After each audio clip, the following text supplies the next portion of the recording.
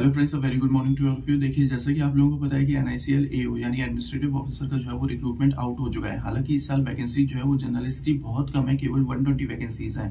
पिछले साल जो है वो वैकेंसीज बहुत ज़्यादा थी, लेकिन पिछले साल बहुत सारे स्टूडेंट्स ने ज्वाइन नहीं किया था। वही बैकलॉग वैकेंसीज जो है वो इस साल निकली है एनआईसीएल एओ में। लेकिन पिछले साल जो है वो बहुत सारे स्टूडेंट्स ने एक सेक्शन में गलती कर दी थी, जिसके कारण वो जो है वो मेंस में आउट हो गए थे। देखिए, मेरे बहुत सारे दोस्त ऐसे थे जिनने जो है वो एसबीआई पीओ क्लियर किया था, इवन एसएससी सीजीएल भी क्लियर किया था, लेकिन वो जो है वो एनआईसीएल एओ के मेंस में फेल हो गए थे। ऐसा उनने क्या गलती कर दी थी? देखिए, पिछले साल जो है वो मैंने एनआईसीएल एओ का जो है वो फाइनल मेरिट लिस्ट में आप लोग मेरा नाम देख सकते हैं, ठीक है। तो मेरा जो है वो फाइनल सिलेक्शन में हुआ था एनआईसीएल एओ में, हालांकि मैंने उसको ज्वाइन नहीं किया था।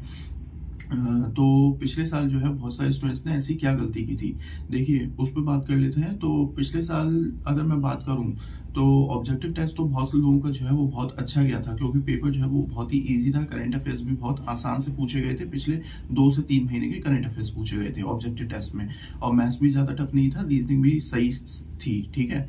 लेकिन ये सब पेपर करने के बाद यानी ऑब्जेक्टिव टेस्ट जो है वो पूरा करने के बाद आता है हमारा सबसे इंपॉर्टेंट यानी डिस्क्रिप्टिव पार्ट। जी हाँ, जिसको बहुत सारे स्टूडेंट जो है वो लाइटली ले लेते हैं। वो ना तो ऐसे की तैयारी करते हैं, ना लेटर राइटिंग की तैयारी करते हैं।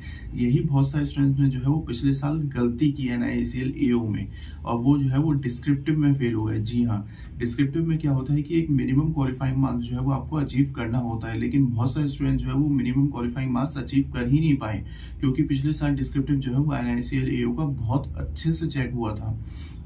जहाँ पे बहुत सारे स्टूडेंट्स जिनने ऑब्जेक्टिव टेस्ट में बहुत अच्छा स्कोर किया था, वो जो है वो एनआईसीएल एओ के डिस्क्रिप्टिव में फेल हो गए, वो क्वालिफाई ही नहीं कर पाए।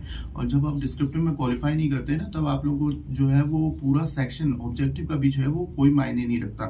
तो इस बार जो है वो आप लोग वो गलती मत करिएगा जो पिछले साल बहुत सारे स्टूडेंट्स ने की। हालांकि बहुत सारे स्टूडेंट्स जो है वो अब एसबीआई पीओ ज्वाइन कर चुके हैं और एसएससी सीजीएल ज्वाइन कर चुके हैं, जिनका एनआईसीएल एओ नहीं निकला था। ब्रिलियंट स्टूडेंट्स थे, लेकिन फिर भी डिस्क्रिप्टिव नहीं निकला, क्योंकि क्वालिफाई नहीं कर पाए वो, ठीक है ना। हो सकता है तैयारी नहीं की हो, या हो सकता है बहुत अच्छी चेकिंग हुई हो डिस्क्रिप्टिव की पिछले साल। तो कोशिश कीजिएगा कि ऐसे और लेटर राइटिंग पे जो है वो अभी से पकड़ बना के रखिए। कोशिश करिए कि कंप्यूटर खोल के जो है वो आध घंटा ऐसे और लेटर राइटिंग के जो है वो टाइपिंग करने की प्रैक्टिस करें, और कोशिश करिए कि ऐसे और लेटर राइटिंग को अपने दिमाग में जो है वो एक फॉर्मेट बना लें कि इसी फॉर्मेट में जो है वो मुझे लिखना है, कुछ भी नहीं लिखना है, क्योंकि कुछ भी लिखने से कभी भी जो है वो मार्क्स नहीं मिलते। तो आपको क्वालिफाइंग मार्क्स जो है वो अचीव करना ही पड़ेगा एनआईसीएल एओ में डिस्क्रिप्टिव में। अगर नहीं किया तो पिछले बार वालों स्टूडेंट्स की तरह जो है वो इस बार आपका भी सिलेक्शन नहीं हो पाएगा।